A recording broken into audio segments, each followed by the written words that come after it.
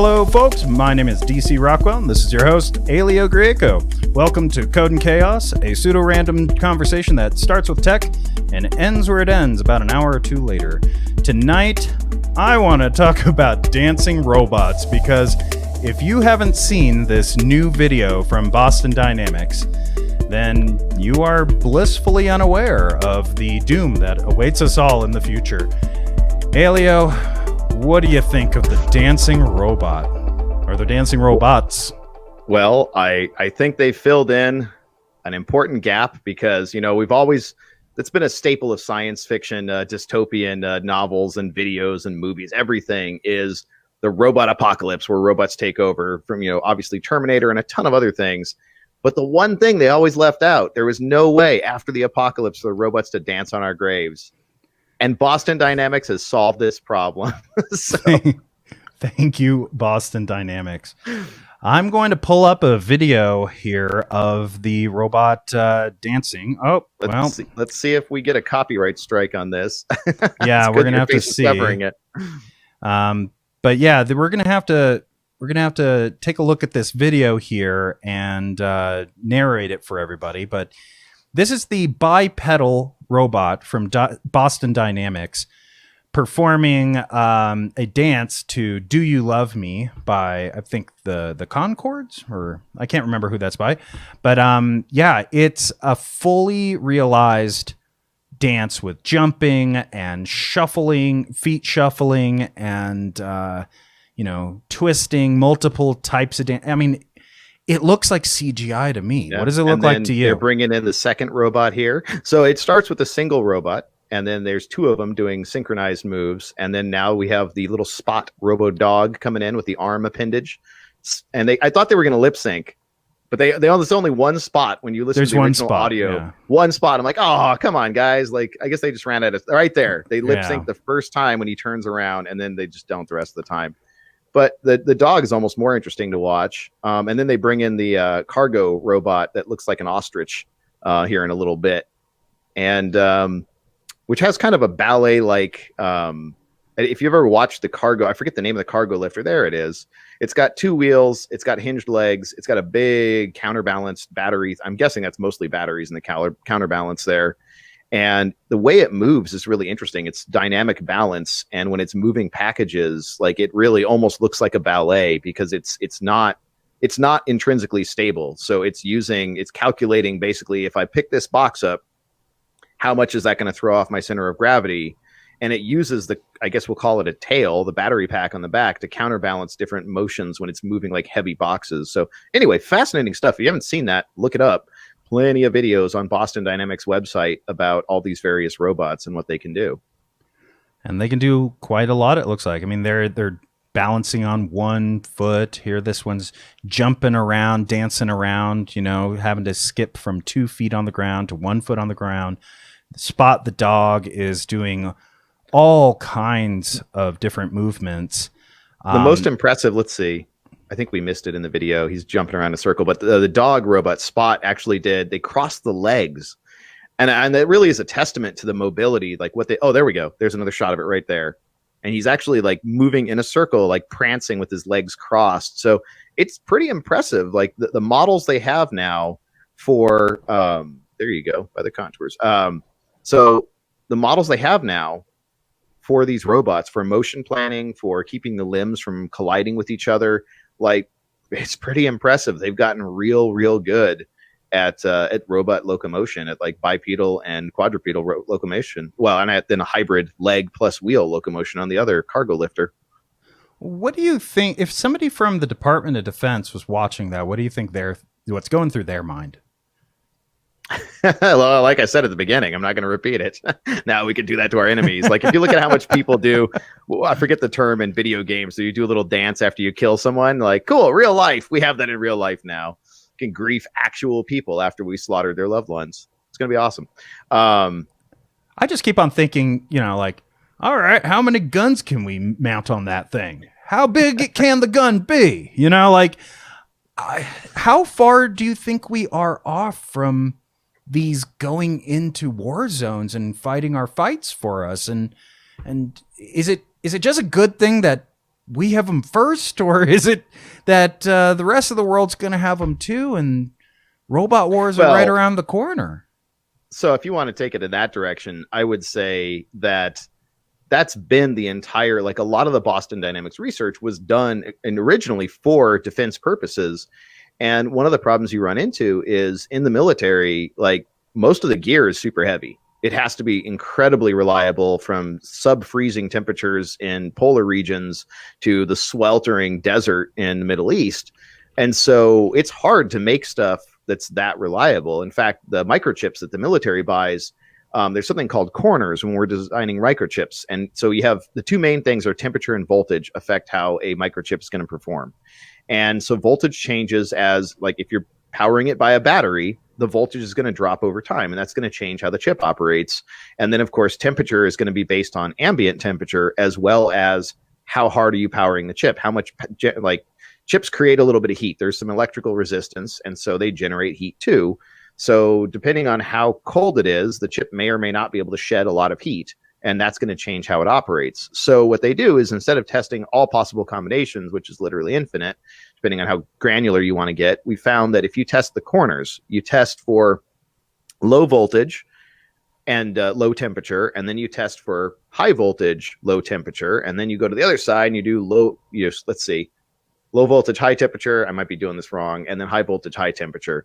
And so all the different combinations, and then you try to interpolate how the chip is going to operate in different conditions and say, does this across this operating range of extreme voltages and temperatures, like empty battery in the desert versus full battery in the Arctic and anything else in between on the other kind of axis, how will this operate? Does it perform to spec? Now, civilian chips their corners are really narrow, and they try to squeeze out more performance. There is still a safety margin, which is why people overclocking their chips are basically the safety margin that the fab built in. They're going ahead and they're pushing it outside the safety margin and trying to find its actual maximum speed. But when they sell you chips, they sell them slightly underpowered, because they're like, yeah, we don't want this thing to fry in your computer. It's going to cost us a lot more to keep giving you replacement chips when they burn out than it is to just back off from what it could actually theoretically do to a safety margin where, it's fine. You're not going anywhere near its actual limits. You won't burn this chip out if it's a hot day. But in the military, again, we don't know, and getting replacements out there is a whole much bigger deal. The supply chains are a lot longer, so those corners are much further apart. The amount of voltages it has to operate successfully over, and the range of temperatures, you're generally talking room temperature-esque corners in a civilian chip, where in the military you're talking like way above 150 degrees, because inside an enclosure, the chip itself is going to be above boiling. But anyway, you're talking ambient temperatures of like 140 degrees. And you're talking all the way in the low end down to probably, 30, 40 degrees below freezing. So you give up a lot of speed to make this happen in military chips. But because you do that, you end up with a more robust thing. And therefore, everything's heavier. Everything's slower. Everything's heavier, because it's got to be way more durable. And so this is where the robots came from, is carrying around ammo's heavy. All the gear is heavy. And an average loadout can be anywhere from 80 to 120 pounds of pack weight on an average infantry soldier, last I heard anyway, and they keep adding gear, so it's probably getting worse. And this is where the interest in both robots and exoskeletons comes from, because it would be great if you didn't have to carry all that. It'd be great if you had a robotic, horse or dog, and they originally started horse size, and they actually were able to get some incredible land speed. I forget the name of that original horse size robot, but it's too loud. It was too loud. It gave away their position, so you can't actually... Was it Big Dog? Yeah. So anyway, they scaled that down into Spot, and it's become more practical, although the payload capacity is not really up there where you'd need it for military applications. And now they're starting to leak into the civilian sector, and we're seeing a lot of different applications. I think Adam Savage has some cool videos testing out Spot. He got one to play with. I mean, Angry Knees, one of our viewers in the chat, said that he doesn't see humanoid automation being more useful than, say, the Reaper drone, which we'll bring up here on the screen. Like this thing, technically, I mean, we do have robots that are being used in war. although it's being aren't these being piloted by yeah, people? Yeah, those are not fully and this has been an ongoing thing.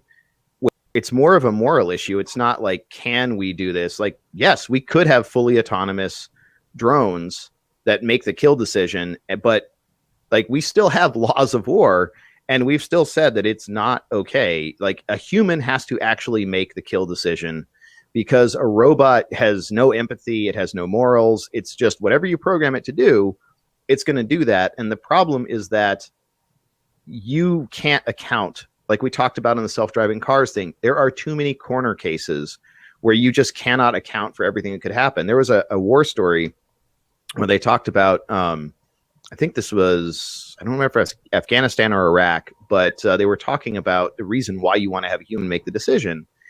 And they had this group of guys in the middle of nowhere. There's plenty of insurgents. And this little girl, I think she was like 8 or 10, came up and was talking to him for a little bit, and kind of I mean, I don't know if they had an interpreter or whatever, not a big exchange, but she was kind of hanging around. And these guys are like, she's doing recon. And it's not that she's evil. They threatened her and said, go, learn everything you can. Come tell us what those guys got. And even though they know this little girl is a threat to their safety, they know that she's going to go tell the enemy and give them intelligence that could lead to some of their deaths. He's like, not one of us, not for a second. No one even entertained the idea of killing her, because she's a kid. And they're like, that's not right. And even these hardened military guys were like, we're not killing a kid. If we lose 5 of us because, she brought recon, we're still not putting them around through her. That's just, we're never going to do it. Whereas a robot would be like, oh, this is a human collecting intelligence for the enemy. Kill it without a second thought. So having fully autonomous weapon systems, I mean, the greatest example, the oldest example of fully autonomous weapon systems and the horrors that those cause is landmines. There's countries all over the world with tons of landmines still in the ground decaying that are blowing up civilians left and right, which is why we've basically outlawed landmines, because they're very stupid, but they are automated weaponry. You trip on it, step on it, whatever the trigger is, it blows up whatever's on top. And the problem with that is now that the war's been over for decades, the thing on top is not a combatant anymore. It's an innocent civilian that is either now dead or massively disfigured for the rest of their life. And there's a huge human toll, which is why landmines, cluster bombs, like, we're moving away, or had been moving away, from automated weapon systems because of how horrific they are after the conflict is over.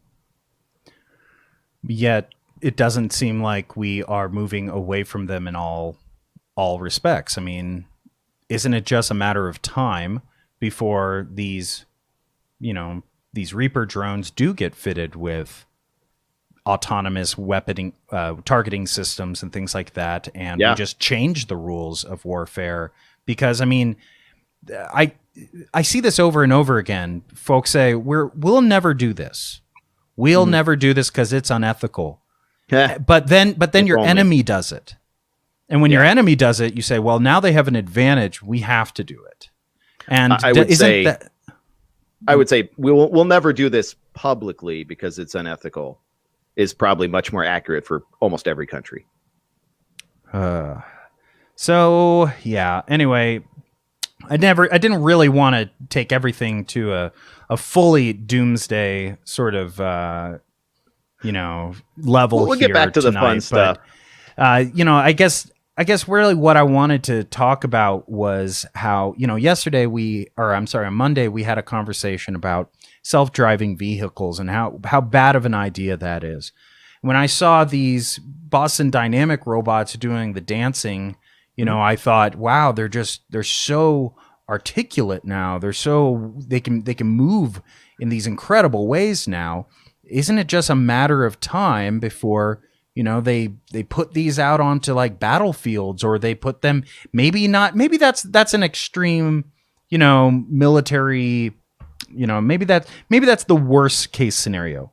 But, anyway, I was just thinking, where is this going to go? And how are the limitations of self-driving cars built into the limitations of self-guiding robots and self-guiding weapon systems and things like that? And how, if a self-driving car malfunctions and it can't tell a bicycle rider from a parked car or from a piece of trash on the ground, then aren't these systems going to also make the same kinds of mistakes when it comes to dropping a bomb, for example? Yeah. So, well, there's a more interesting thing that a lot of people don't realize. And so since we're all the way into the military stuff, the current term is LAWS, Lethal Autonomous Weapons Systems, is what this is. If you want to search, and there's already been conventions and ethicists discussing, like, what does that mean if we start fielding all these robots that basically can make the kill decision? And the thing that seems obvious in retrospect, but no one tends to put together, is the difference between LAWS, lethal autonomous weapons systems, drones that can make the kill decision without a human pulling a trigger authorizing it, and any other kind of weaponized robot, and a self-driving car. There's not a big difference.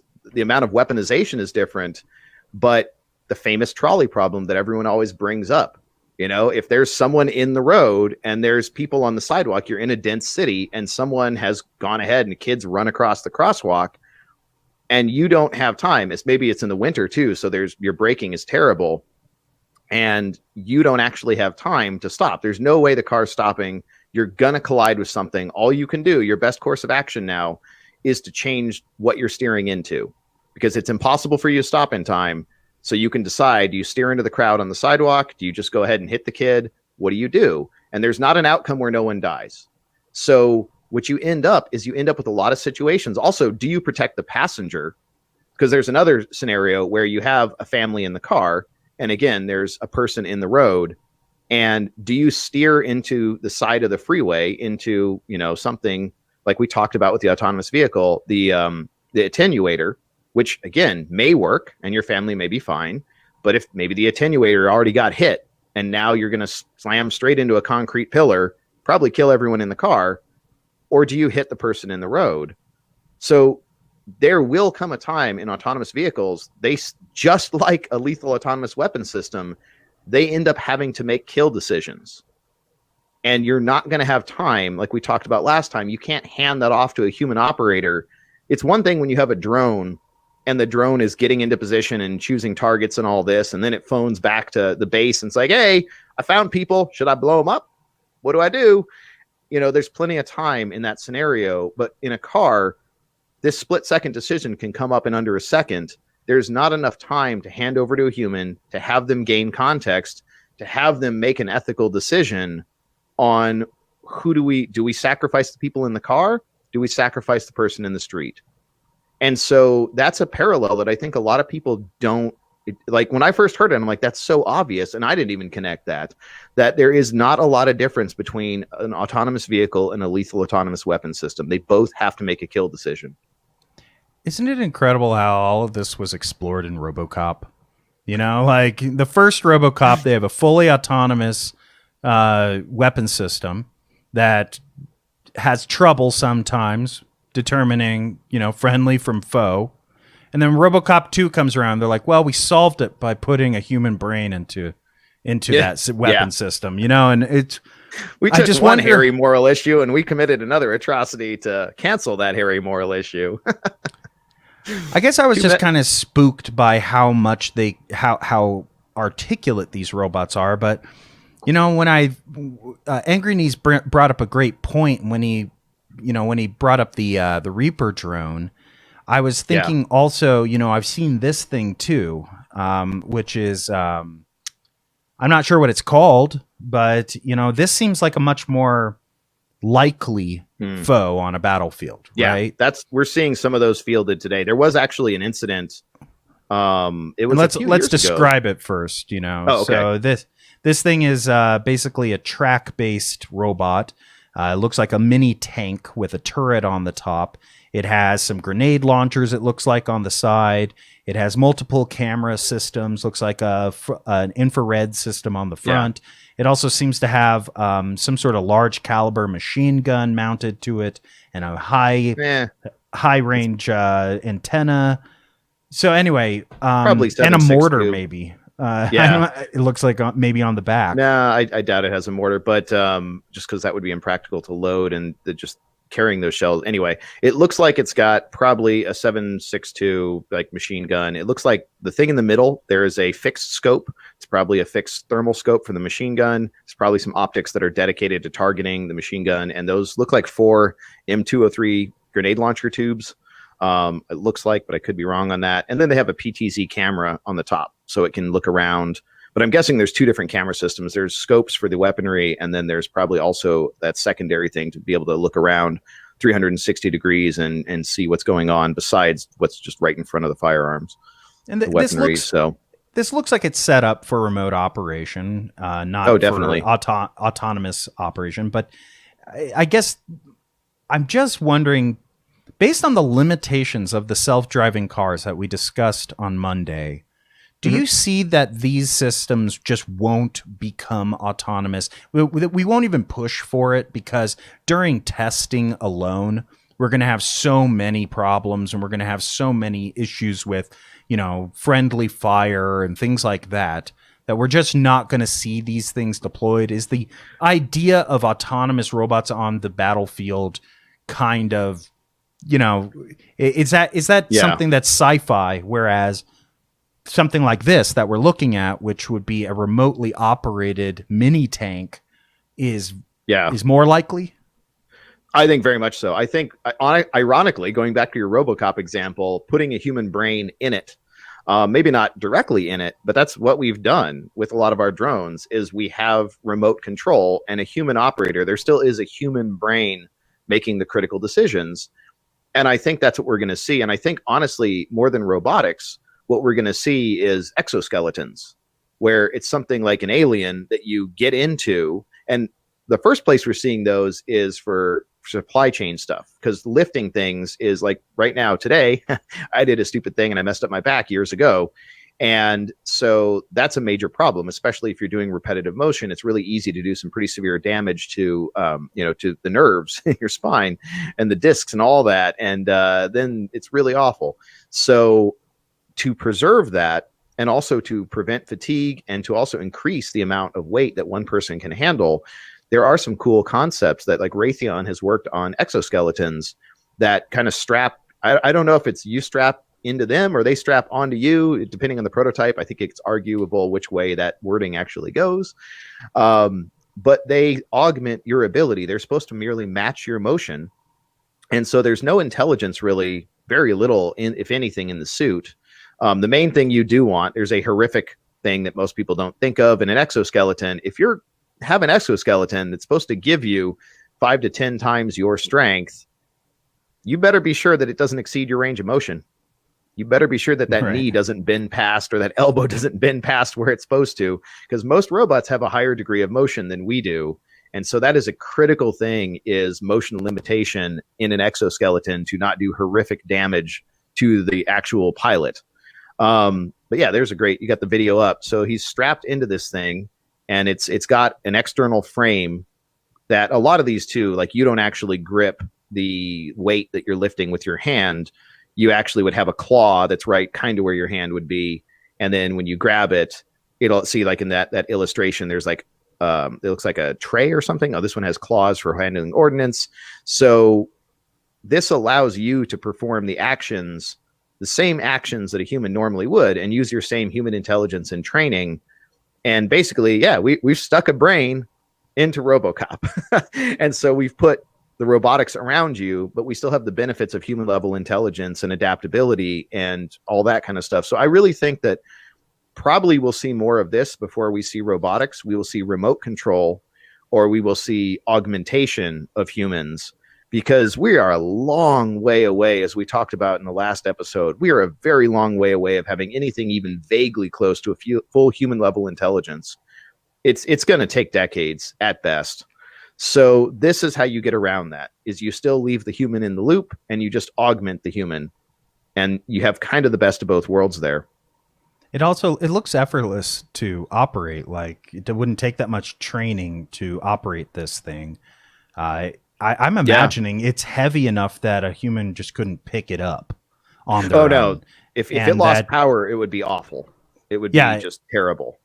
So yeah, but I mean, they're moving around very effortlessly. So this thing is lifting up its own weight plus the weight of whatever cargo they're lifting up, and it's pretty incredible. It just reminds me of yet another sci-fi film. The Alien Loader, right? Yeah. That thing, like, that was like super cool back in the day, same right? Technology.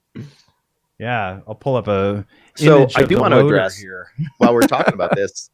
There you go. Zoom in. Yeah. So that one, I don't know. Interesting, like pincer hands there, but yeah, that's basically the idea. And they have a lot of dangly cables, which really cool in the movies, but that is probably a terrible idea. Those are likely to get caught on things and damaged. So probably going to see less. Man.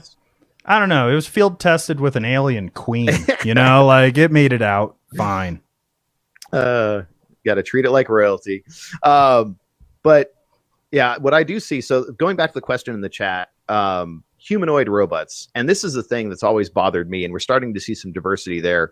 There's this obsession in various media, and especially a lot of the mech stuff in Japanese film and anime, and they just unveiled some theme park with this huge robot. But I don't know, like humans, if you look at animals, you look at ants, you look at crabs, you look at a lot of other animals, they are very, very, very capable. They can run faster. They can do things the human body can't. So if you're going to build a robot where you can make it literally whatever shape you want, whatever type of locomotion you want, why would you build it human shaped? And we are starting to see some really interesting research in that area. And I'll come back to, there's one area where human makes way more sense. I'll come back to that in a sec. But so we're seeing stuff now. They have hopping, like flea-like robots. So these little bitty surveillance robots that can just jump from point to point like a flea. And the advantage there is they can clear very large obstacles, or there's some that can even throw themselves onto the top of buildings from like 20 foot up. They can roll up on the ground and then pop 20 foot up. Because robots, again, we can make them sturdier than people. If it drops 20 feet, it's not going to die or break important parts. Yeah, here we are. So look at this thing, right? No way it's going to get up that huge. There's like this big step up on a loading dock, and it clears it by double the height. And this is also from Boston Dynamics. So, and now it's jumping to the top of the building, which looks at least 18 foot up. Looks like it can clear 20 feet, right? So wow, and it looks not human shaped. And it looks like a small RC car. Yeah. But it jumped to the top of a I guess that's 18-foot building. That looks 18, 20 feet at least. That's a loading dock. That's definitely more than 10 back foot. Down, and it's not breaking. Right? So stuff like this, like the sand flea, and there's some other ones. There's a pogoing one that I had a video of that I don't remember what it's called. But there are some advantages. There's some major advantages for building non-humanoid robots. And again, having extra legs. Insects do really well having 6 legs. You get some intrinsic stability that doing dynamic balance, there's some advantages to having, standing on 2 legs and then having your arms free. But you can have more than 2 legs. You can have a whole bunch of legs. If you have 6 legs, you can have 4 on the ground and still 2 appendages free to manipulate stuff. And you could make it 8 and have 4 free. So I've never understood the fascination with having robots that are humanoid, and seeing some of these. They've done eel and snake robots. There's a whole bunch of interesting stuff. Oh yeah, there's the one. You found it. Here's the little counterbalance. The Berkeley Pogo Bot. It's called the Salto. Yeah, that's the one. But wow, you're right. Like, why would we want to be limited to, just what evolution can give us? Why don't we just build it ideal? You use an ideal design for whatever we want it to do. And in this case, my biggest question is, how does this thing, if it falls over, if it trips, how does it restart? But short of that, super cool. The Salto, super cool. I'm sure that's not very hard to engineer around, to get it back up and running. Yeah. Wow. The other one that's really interesting, another field that I think we're going to see a lot more of, is soft robotics. And we're seeing robots that use pneumatics or hydraulics, excuse me, and have they have the ability to operate in places that are prohibitive for hard body robots. And the other thing too is when we talk about robots for assisted care and whatnot, which, by the way, I'm going to go on record and say I think replacing human caretakers with robots is pretty much the worst idea ever. Like, there's something to be said for human connection. And if we automate all the other jobs, probably still a real good idea to keep humans caring for other humans. Let's keep that for a long time. Replacing them with robots is an awful, morally reprehensible thing to do. So I want that on record. But soft robotics, like if you did have a robot, there's a really cool video about this library and like the collapse of civilization. I forget the name, or I'd pull it up. And they have like this soft robot in this library that this little girl, like who's, basically feral, this post-collapse of society robot, anyway. There's a lot of interesting things you could do with the soft body robot. And one of the things too is collaboratively, this is a major problem, is collaborative robotics.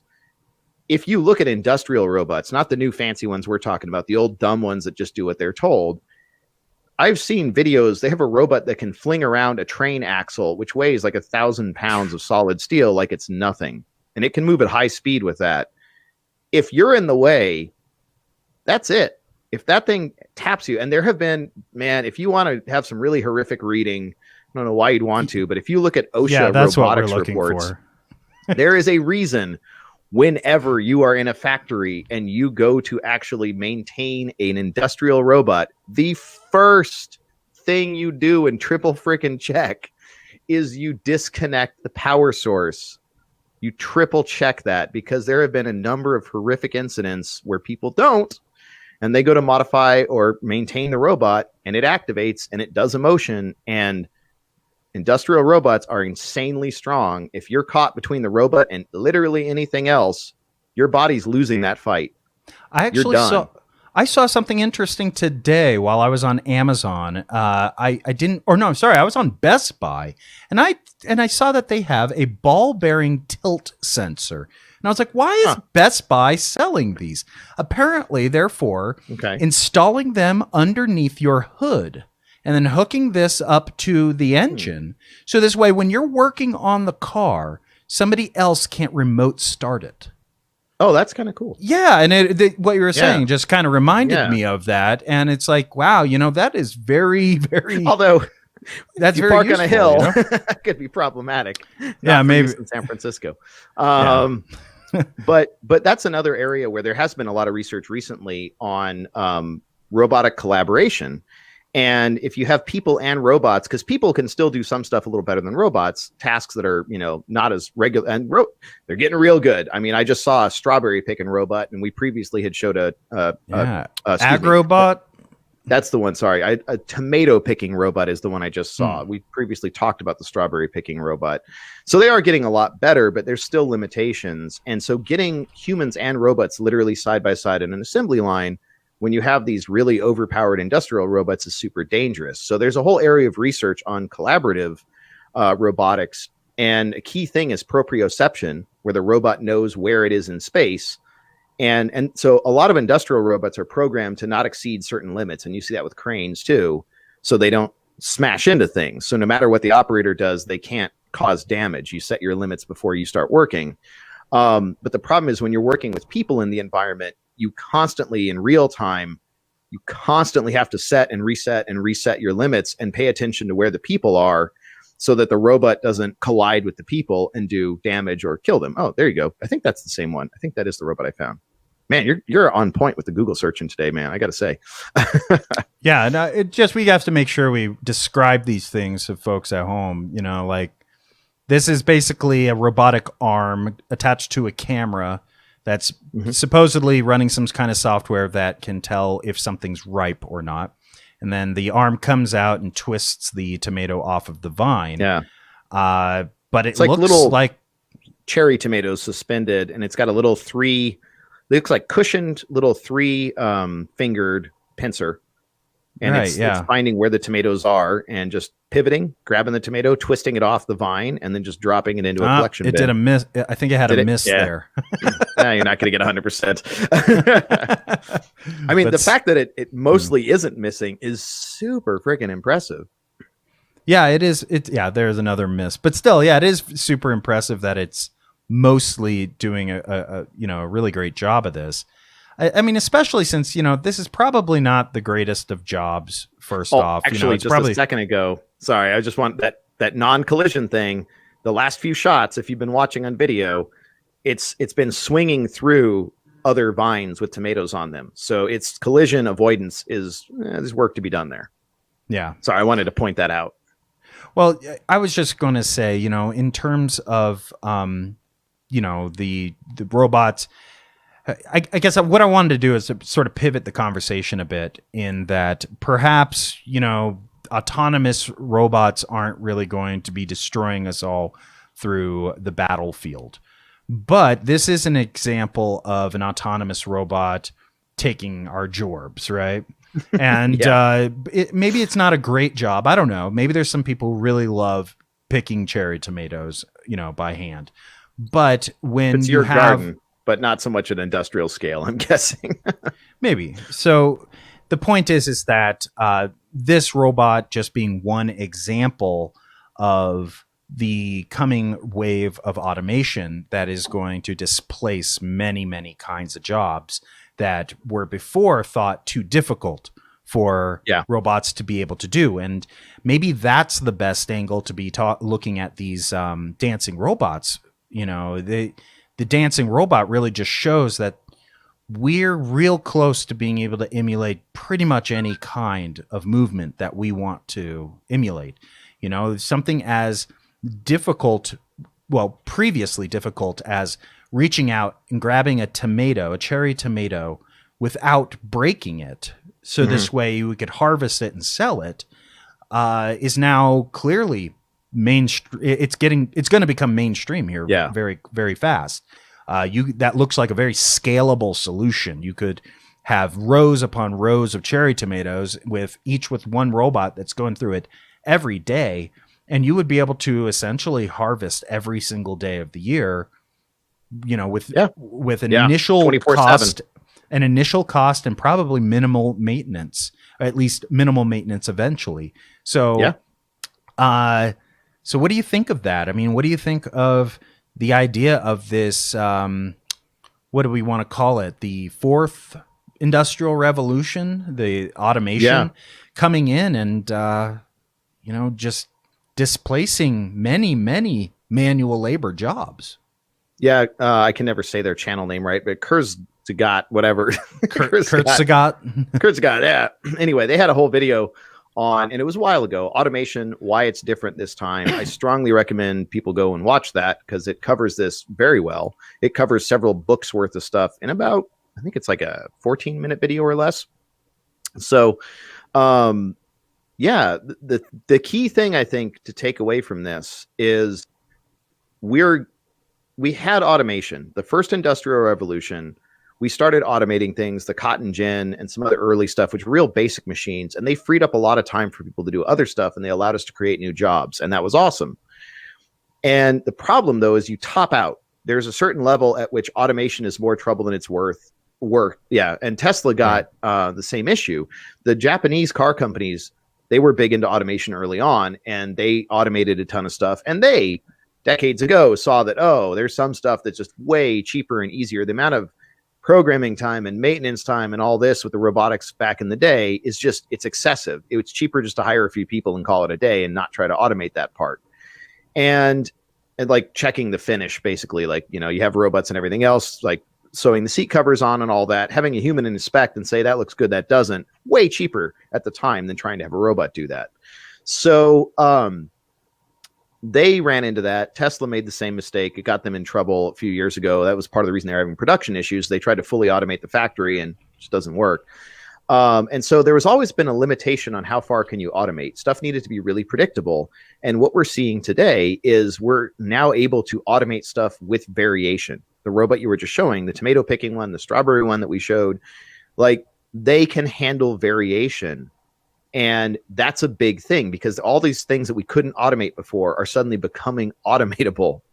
And that we have to fundamentally think about what is work.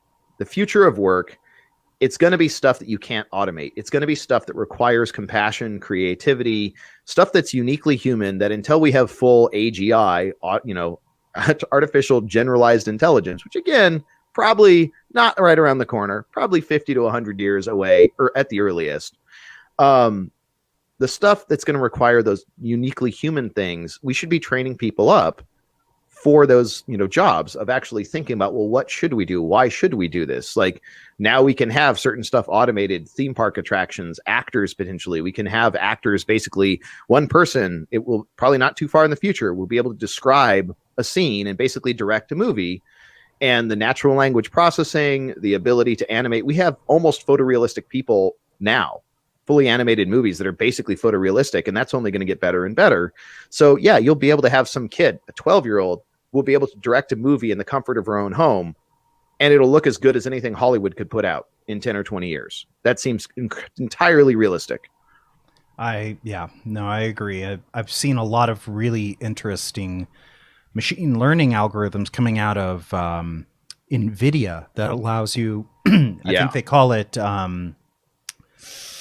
I can't remember the name of it. It's named after a famous painter, but it's essentially a system that allows you to draw MS Paint style, bitmaps, and then it turns that into something that looks like very early computer generated photorealistic art. Oh, there's what is it? Sketch to face or pick to face that, you can just draw a few lines and it'll use a GAN to generate a very realistic looking person. Oh, that's it. It's Gauguin. That's the name of it. It's Gauguin after the GANs. Yeah. So, nice. So yeah, I also want to bring up this chart because I think you were the one who introduced me to this chart.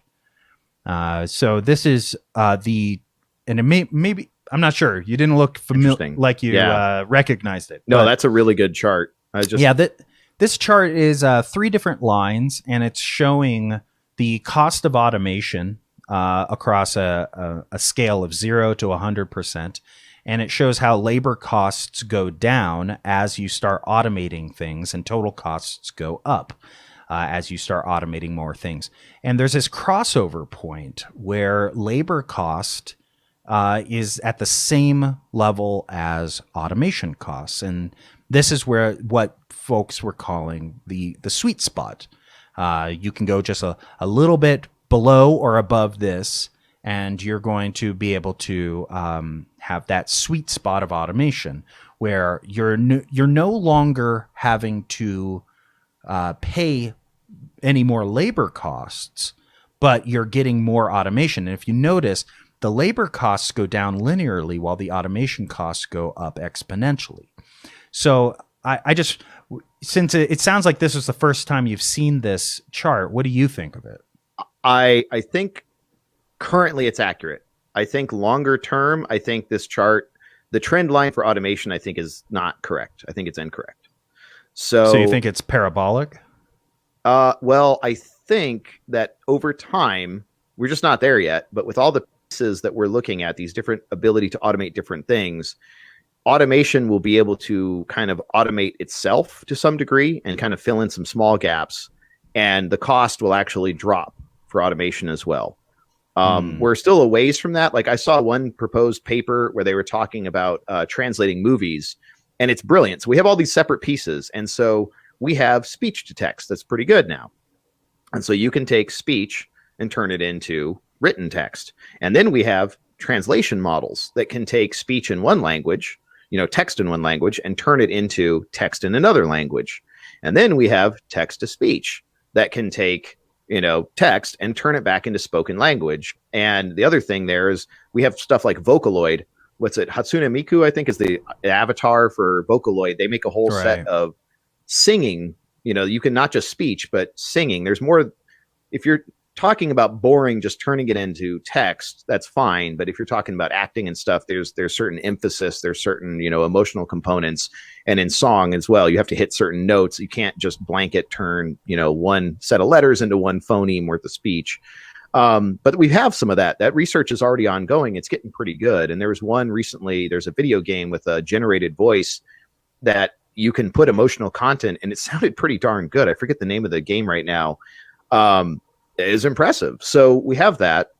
And then we also now with deep fakes, we have the ability to lip sync. So we can take the movie, like the audio track, turn it into text, translate the text, turn that back into spoken stuff in a different language, and then resync the lips in the movie to that new speech, that new audio track that's in the new language. The only thing missing there is the ability to make sure that the speed of delivery, because it takes a different amount of words and there's subject verb order issues and stuff. So we need to be able to turn that back into the appropriate, timing. So when, if someone says something shocking and then the other characters look surprised, you better look surprised the right part. Otherwise it's going to be awkward. And then also the tone of delivery has to be matched. But there's a few pieces like that missing. But overall, we're almost at a point where we can have automatic translation of a movie into whatever language. Almost, huh? This is a page from Best Buy. All of these are handheld automatic translators. You put a earbud in your ear, you hold up a microphone, somebody speaks in another language, it automatically figures out what they're saying. It then translates it into your language. And some of these are bidirectional, where you can speak and then it picks up your voice, translates it, and then says it out to the other person. I've seen some YouTube videos where some folks go around in other countries and really get around with these. They not only get around with them, they end up flirting with people with them. Yeah, and that's like I said, it's a good start. Totally remapping a movie so it's seamless and looks like it was recorded in your preferred language. There's still a few little missing pieces, but we're getting real close, and it probably won't take that much longer. So they won't actually have to hire people to redub a movie. It'll just be like, oh, well, this is a movie from Spain, but I want to watch it in English. Click, and even some like really obscure movie shot in some like Finnish, like, this is a Finnish movie. I want to watch a Finnish movie, but I want to watch it in English, or I want to watch it in Spanish, or I want to watch it in Navajo. Like, that will become trivial, where instead of having to guess how many markets your movie might sell in and then hire people and spend all this time redubbing, you'll be able to just click. This is just a thing the software in my TV does. It just translates it to whatever language I prefer. And that's going to be really interesting. There's Tower of Babel implications there. I wonder what the compatibility between languages is going to be, though. Like, for example, what's the English word for schadenfreude, for example? Yeah. Right? There was a whole website, Better Than English, that had these words that we don't have a single word replacement for. I don't know if it's still up, but it was awesome. And schadenfreude is a good example. We don't have a single word in English that describes like your joy at someone else's failings or pain. Right, so, exactly. And my favorite one is, there's another word. I can't pronounce it, but people use grammar Nazi, and there's a much, much better word in Finnish that I can't pronounce that I love the literal translation. I guess we won't leave people on a cliffhanger. So they don't say grammar Nazi. The literal translation of the word is comma fucker, which I think is... My favorite is the German word Backpfeifengesicht. Oh, yeah, that's a great one. It means that it's a face that's badly in need of a fist. Yeah. That is definitely one of the best words. It's not in English. We need that. There are quite a few people that have that face. But before we end up, because we got only a few minutes left, I do want to finally end the cliffhanger. So going back to one of our chat questions earlier of, okay, so why would you build a humanoid robot? And the best cases for that, because like I said before, there's a lot of advantages going non-humanoid, but the best cases are search and rescue and assistance. Because right now, everything that we've built in our society is built, shockingly, for people. Chairs, elevators, buildings, staircases, everything is designed to accommodate the human body. And so if you have a robot that's non-humanoid, that's, not just tiny, if it's tiny, whatever, you throw it in your purse, your pocket, whatever, who cares? But if it's bigger and it's non-humanoid, then that robot might need extra accommodations to operate in a human setting. Whereas if it's shaped like a person, then even though that may not be the optimal, to accomplish a certain task, that may not be the optimal shape.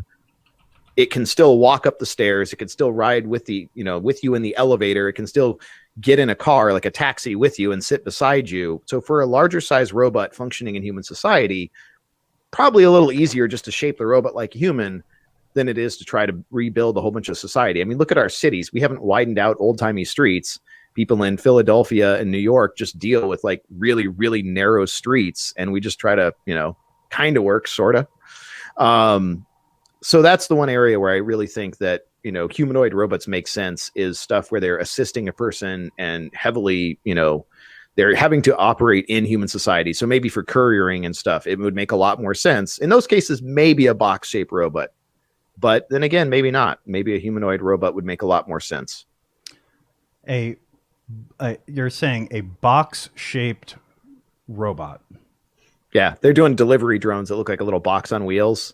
And pros and cons to that, because some of these are small enough that wouldn't take that much effort to lift it in the back of a pickup and duct tape the cameras. And you're like, hey, free robots. You better have GPS all over that thing, man. See, I don't know if you're saying this intentionally that way this whole time, or if this is just like some sort of Arizona accent, but a box-shaped robot, huh? I mean, this is what I see. This is what I see every time you say that. Yeah, there's an image to describe. It's a square robot with extra butt. So, you are you intentionally saying robot? No, I'm fighting something off. I'm a little bit congested today, so the downside of quality microphones, huh? Like I'm gonna have to re-listen to the episode, and I'm gonna have to be like, was he saying robot the whole time, or was I just hearing it wrong? All right. So let's talk a little bit, like you were saying, let's end this on a positive note, because if Boston Dynamics can make robots move that way, and they are good for things like saving people in situations where, they have to navigate places that are designed for people. Yeah. What other benefits could we see from these kinds of devices? Like, for example, mobility for people who are disabled, right? Could we see there being a sort of like walking, electric chair, like a walking wheelchair? Yeah, totally. And that way, again, all terrain, right? Yeah. And I think there has been some research on exoskeletons for rehabilitation where they kind of listen to. So yeah, there's a really cool thing in augmentation where instead of doing exactly what your legs tell it, you can make a robot, or actually a spoon. They have like an Parkinson's spoon, right, that is a stabilized spoon that even if your hand is shaking because you don't have the motor control anymore, the spoon counteracts your shake, and you can actually feed yourself easily, even though you can't actually, control a normal spoon. And this is also like in robotic surgery. That's one of the advantages. You have to have really steady hands, especially for delicate surgeries. But if you're doing robosurgery, you can actually have the robot compensate for certain motions. And the most extreme and awesome case that I saw, there was a heart surgery robot that they would actually put you in an MRI machine, and they would image the heart during surgery. Oh, there you go. Got the spoon. And so in this case, we're trying to compensate. The video that he's showing is people using this assistive spoon, which is really freaking cool. That is so you don't cool. have, right? You don't have to be nearly as precise. It like this spoon kind of makes up for any shortcomings in your motor control, and it holds the food the way you'd hope the spoon would hold the food. So that's freaking awesome. But if you take this even further, they had a heart surgery robot that will actually mimic, like normally when you do heart surgery, you got to kill the person, you stop their heart. And then you got to keep the blood, ECMO machine, keep the blood flowing. And because you can't work on a pumping heart, the whole thing is contracting. Like you're going to do serious damage if you try to operate on a pumping heart. Never thought of that. But they had this whole thing in an MRI machine where it would image the heart, and it would kind of predict, since that pumping is rhythmic, it's cyclical, it would move, if the heart's pumping, it would move the blade so that the blade would always stay in the exact same position relative to the heart. And you could effectively work on a moving heart, and the blade would compensate for the heart motion so that you could go ahead and make incisions and do smaller operations without ever stopping the person's heart. And I'm like, that's impossible to do without robotics. That's the thing, that there's no friggin' way. I don't care how good you are as a surgeon. You can't reliably operate on a moving heart, but we can do these transformations and say, let's take the moving heart and map that onto a still model of it. and then allow people to operate on the moving heart as if they were operating on a still model and augment their abilities. Oh, okay. I was going to say that must take a lot of practice, but you're saying that No. they would have a still heart model in front of them. They would be operating on it, and the robots translating it with the movements on the moving heart. Oh, that's really cool. That's a really cool that's idea. where that assisted spoon we just showed, you could take it even farther to do stuff like that. And this is where, augmentation, like we're finally getting to the point where we can do not just pure robotics, but we can augment, because we still suck at the, the human level intelligence. We're a ways away, but we have these really cool augmentative technologies. Augmentative, what is the right word there? We have these really cool technologies, though, that can augment what a human can do physically, and we can combine the human brain power with these technologies to augment that and allow us to do things that were literally impossible before. That is so cool. Yeah. So I'm wondering, could these be used also in maybe the entertainment sector? Are there like toys that could be really cool, with these? And could there be cool, experiences that like rides at a theme park, for example, that could use these kinds of things? Well, and I know Disney was looking into much more articulate robots, because like you said, the motion on that video we showed from Boston Dynamics, like they're moving a lot more like actual people, because the old animatronics that Disney pioneered, they're just like just kind of bad. It doesn't look real at all, and it breaks the illusion. And so Disney's been like, could we get emotive robots, and could we do animatronics, but in a way that's so realistic that it really brings you into the illusion, on like Pirates of the Caribbean there, or Pirates of the Caribbean. Jeez, I can't talk today. Could it look like actual actors, but instead of forcing an actor to relive this thing and perform 50 times a day, it would actually be animatronics, but it would be really convincing. Yeah, these are the ones.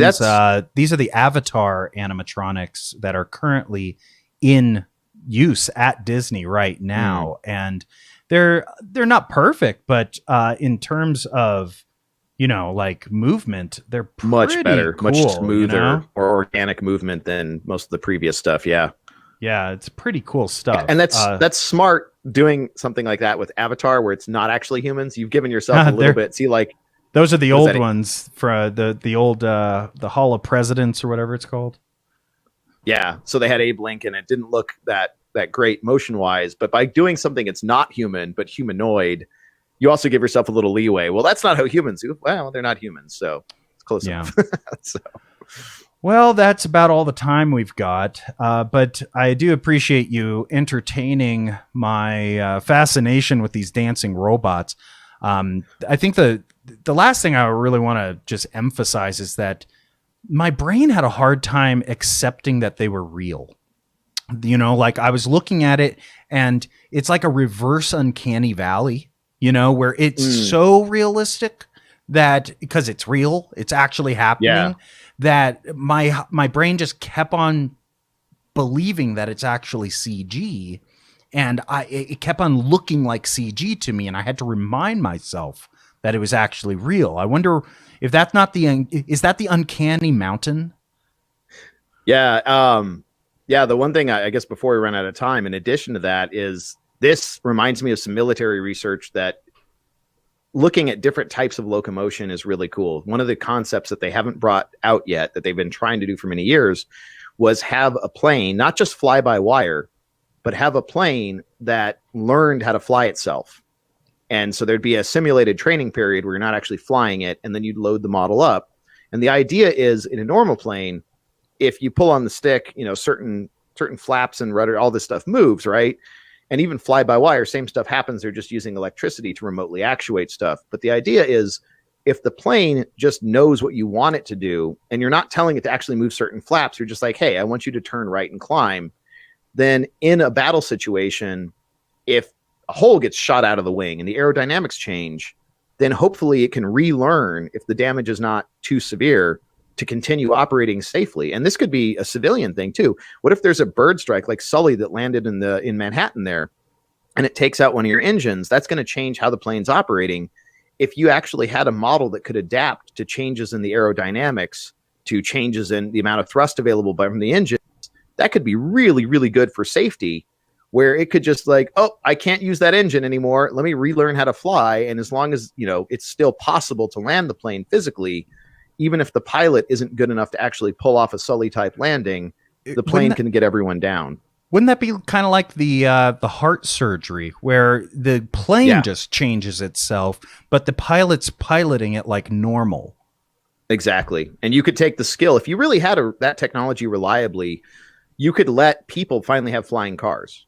Like, you could make it safe enough where it's basically impossible for you to screw up, and you could let a kid fly a car because, like, it's not going to nose down into the ground. Its system is smart enough to know we're not doing that. And it's also, if something does get damaged, it would know how to compensate. Again, there's always failure modes where the damage is so severe that you're still crashing, you're still going to die.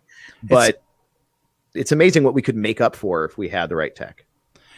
It seems like this could be immediately implemented on something like a helicopter, because there's those certain maneuvers where you just turn off the engine and you let the air resistance, float you down. And auto rotation, I think, is the term.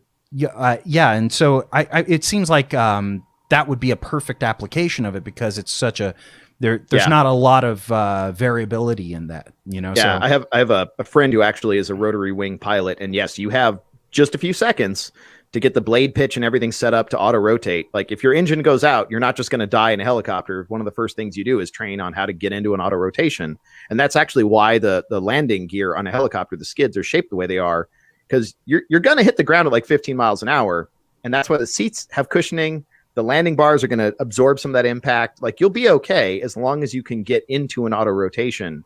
And so if you could have that automatic, and if you could have, again, in other fixed wing aircraft, the ability to take damage and automatically compensate just as the system itself is like, oh, okay, we can work around that. This is not a fatal, bit of damage. Like, we can still fly and land okay. We're good. That would be so looking at other types of locomotion in robotics, like, I think this is kind of an outgrowth of that.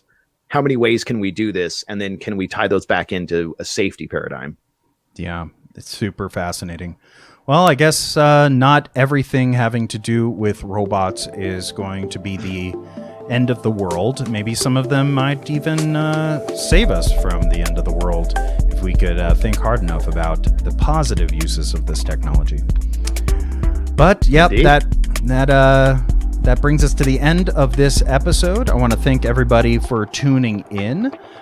Please check us out. We're going to be recording this Saturday with a guest on the show. So do tune in on Saturday at, what is it, 1:30? That's going to be the 2:30, I think. You want to do the second one. So we're going to be talking about the cloud.